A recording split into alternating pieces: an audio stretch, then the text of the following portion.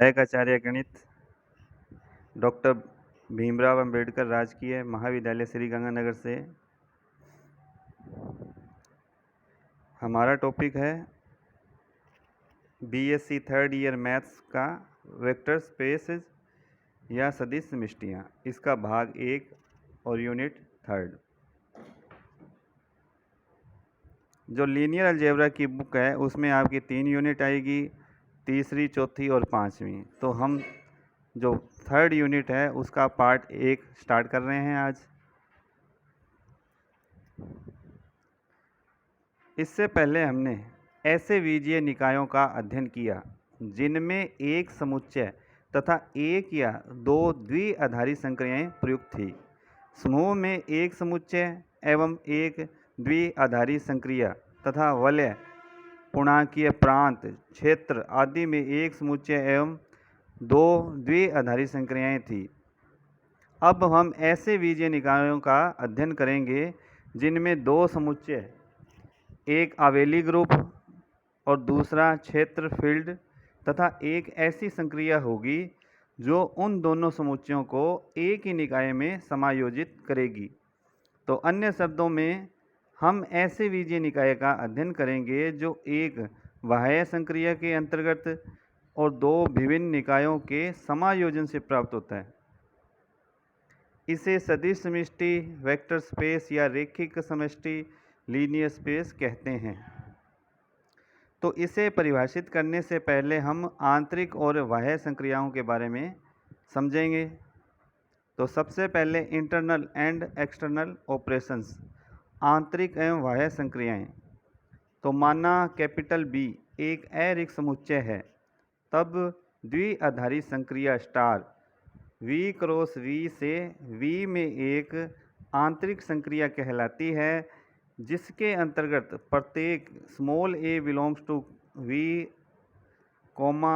B belongs to V के लिए A star V belongs to V में होना चाहिए।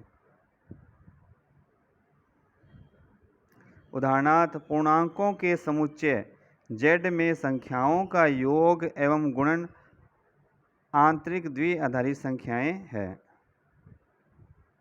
पुनः यदि V और F दो अरेखीय समुच्चय है तो F इंटू V से V में परिभाषित कोई प्रतिचित्रण O, अर्थात O F क्रॉस V से V में समुच्चय में F पर वह द्विआधारी संक्रिया कहलाती है। इस संक्रिया के अंतर्गत A O संक्रिया small v belongs to capital V for all A belongs to F तथा for all small v belongs to capital V। उदाहरणार्थ, मैट्रिक्स का अदिश गुणनफल मैट्रिक्स समुच्चय कैपिटल M में वास्तविक संख्याओं के समुच्चय R पर एक वह द्विआधारी संक्रिया है।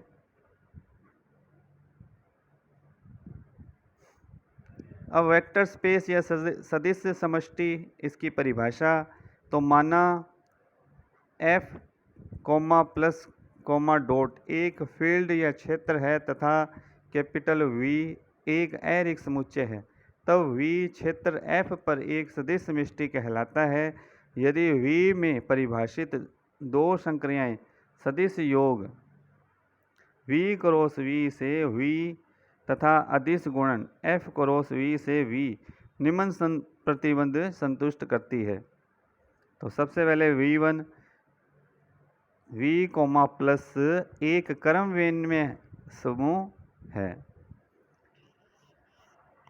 तो V प्लस क्या होना चाहिए? एक क्रम विनिमय समूह होना चाहिए। और V2 small a dot bracket में alpha plus beta equal to a dot alpha plus a dot beta for all A belongs to capital F तथा for all alpha beta belongs to V, अर्थात अदिश गुणन सदिश योग का आवंटन करता है। V3 A plus V dot alpha equal to A dot alpha plus V dot alpha for all A B belongs to capital F तथा for all alpha belongs to V, अर्थात सदिश का गुणन अदिश योग का आवंटन करता है। V4 A B dot alpha equal to A bracket में बी डॉट एल्फ़ा। तो for all A comma V belongs to F तथा for all alpha belongs to V अर्थात अदिश गुणन सहचारी है। और V5 1 dot alpha equal to alpha. तो for all alpha belongs to V, जहाँ 1 क्षेत्र F का इकाई अवयव है। तो सबसे पहले क्या था, V प्लस एक क्रम विनिमय समूह होना चाहिए। तो क्रम विनिमय समूह कब होगा, सबसे पहले तो सहचारी होना चाहिए, दूसरा उसमें तस्मक अवयव विद्यमान होना चाहिए और योज्य प्रतिलोम विद्यमान होना चाहिए और क्रम विनिमय समूह होना चाहिए, तभी वो क्या होता है, एक क्रम विनिमय समूह होता है।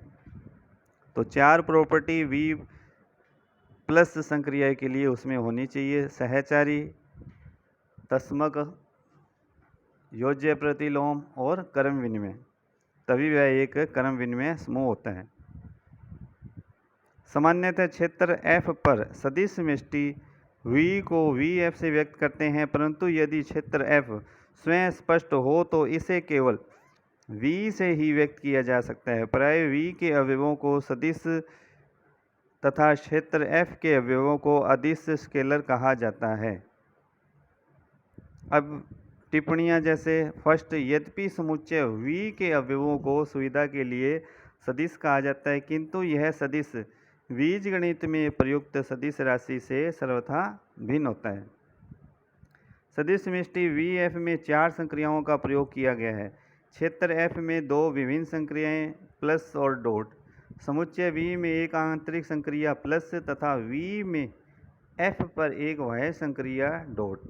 यद्यपि इन 4 संक्रियाओं में से 2 को प्लस चिन्ह से तथा 2 को डॉट चिन्ह से व्यक्त करते हैं, परंतु प्रयोग के संदर्भ में यह स्पष्ट होना चाहिए कि प्लस या डॉट चिन्ह कौन सी संक्रिया के लिए प्रयोग में लिया जा रहा है, जैसे A B belongs to F तथा A plus B belongs to F. जो क्षेत्र एफ में योग को व्यक्त करता है, जिसे प्राय अदिश योग कहते हैं। यदि alpha beta belongs to V तो alpha plus beta belongs to V समुच्चय वी में योग को व्यक्त करता है, जिसे प्राय सदिश योग कहते हैं। क्षेत्र में तो वो क्या हो गया, ये अदिश योग कहलाता है और समुच्चय V में सदिश योग कहलाता है। इसी प्रकार A dot B belongs to F क्षेत्र F में गुणन को व्यक्त करता है तथा A dot alpha belongs to V सदिश समष्टि की बाह्य संक्रिया अदिश गुणन को व्यक्त करता है। इसी तरह से प्रत्येक सदिश समष्टि में 2 प्रकार के शून्य अवयवों का प्रयोग होता है। V के शून्य अवयव को अर्थात योज्य तस्मक को हम गहरी छपाई वाले O बोल्ड फेस टाइप से व्यक्त करेंगे, जिसे शून्य सदिश 0 वेक्टर कहा जाता है, तथा क्षेत्र F के शून्य अवयव को सामान्यतः 0 से प्रदर्शित करेंगे, जिसे शून्य अदिश कहते हैं। यदि किसी प्रकार का भ्रम पैदा न हो तो दोनों शून्य अवयव एक ही प्रतीक O से व्यक्त कर सकते हैं। अब चौथा, सदिश समष्टि जिसमें केवल शून्य सदिश ही एकमात्र अवयव है, शून्य समष्टि नल स्पेस या तुच्छ समष्टि कहलाता है, जिसे 0 से व्यक्त करते हैं। यदि f बराबर r वास्तविक संख्याओं का क्षेत्र हो तो VR को वास्तविक सदिश समष्टि रियल वेक्टर स्पेस कहते हैं। इसी प्रकार VC को सम्मिश्र समष्टि कॉम्प्लेक्स वेक्टर स्पेस तथा VQ को परिमेय सदिश समष्टि रैशनल वेक्टर स्पेस कहते हैं। ज्यामिति के त्रिविम सदिशों के समुच्चय को त्रिविम सदिश समष्टि 3 डायमेंशनल वेक्टर स्पेस कहते हैं और इसे V3 या V3F से व्यक्त करते हैं। एग्जाम्पल्स ऑफ वेक्टर स्पेसेस, सदिश समष्टियों के उदाहरण। तो पहला उदाहरण है, every field is a vector space over it's सब फील्ड। प्रत्येक क्षेत्र अपने उप क्षेत्र पर एक सदिश समष्टि होता है। तो सॉल्यूशन, माना कैपिटल F एक क्षेत्र तथा H इसका एक उप क्षेत्र है, तब F को सदिशों का समुच्चय तथा H को अदिशों का समुच्चय लेने पर क्षेत्र F में योग संक्रिया सदिश योग तथा क्षेत्र में गुणन संक्रिया अदिश गुणन के रूप में ली जा सकती है। अब A बिलोंग्स टू H और X बिलोंग्स टू F, या A बिलोंग्स टू F और X बिलोंग्स टू F, या AX बिलोंग्स टू F। तो FH में निम्न प्रगुणों का अवलोकन करते हैं। सबसे पहले V1 का मतलब क्या हुआ, F कोमा प्लस एक कर्म विनिमय समूह है।